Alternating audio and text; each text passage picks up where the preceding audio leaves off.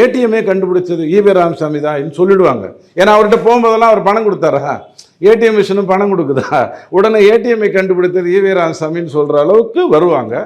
நம்ம அதை தடுக்கணும். அவருக்கும் உண்மையிலே சமூக நீதிக்குமோ அல்ல சோஷியல் ரிஃபார்முக்குமோ சத்தியமாக சம்மந்தமே இல்லை. ஸோ இவர் பெரும் பணக்காரராக இருந்தார், நல்ல சுகபோகியாக இருந்தார். சாயங்காலம் 4:30 மணிக்கு மேலே அவருக்கு வேறு வேலையெல்லாம் இருந்தது. சாதி பெயரை அவர் எடுத்துக்கல. அவர் சொல்லிட்டார், என்னுடைய பேரில் சாதி இருக்கக்கூடாது, நம்ம ஈவே ராமசாமி ஐயா கூட நாயக்கர்னு போடக்கூடாதுன்னு சொல்லிட்டார். ஆனால் அதையும் மீறி நீங்கள் போட்டிருக்கீங்கன்னு சொன்னால், அவர் ஒரு விஷயமா நிறைய பேசிக்கிட்டு இருக்கோம். இப்போ சீமான் பேசினதெல்லாம் ரொம்ப கம்மி, அண்ணாமலை ஐயா பேசினதெல்லாம் ரொம்ப கம்மி. கிட்டத்தட்ட ஒரு 100 விஷயங்கள் அவரை பற்றி ஒரு புத்தகமாக ரெடி பண்ணிட்டு இருக்கோம்.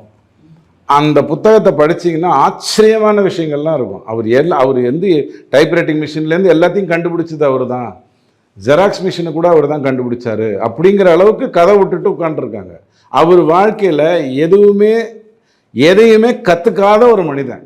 கையில் நல்ல காசு இருந்ததுனால அவன் கூட்டு பாராட்டி பெருசாக பேசி அவரை பிம்பத்தை கொண்டு வந்து விட்டுட்டான். அவர் நிறைய விஷயங்கள் அவரை பற்றி சொல்ல வேண்டான்னு பார்த்தோம். இன்றைக்கி இருக்கிற இளைய தலைமுறைக்கு இவங்கெல்லாம் தப்பானவங்கப்பான்னு சொன்னால் அவனுக்கு நல்லவங்க மேலேயும் சந்தேகம் வந்துடும், மகாத்மா காந்தி மேலேயும் சந்தேகம் வந்துடும், நல்லவங்க மேலேயும் சந்தேகம் வந்துடும். சொல்ல வேண்டான்னு பார்த்தோம்.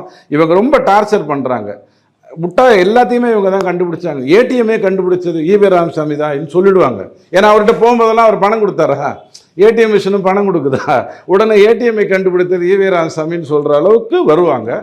நம்ம அதை தடுக்கணும். உண்மையை சொன்னால் சமூக நீதி அப்படிங்கிறது அவர் கண்டுபிடித்த விஷயமே கிடையாது.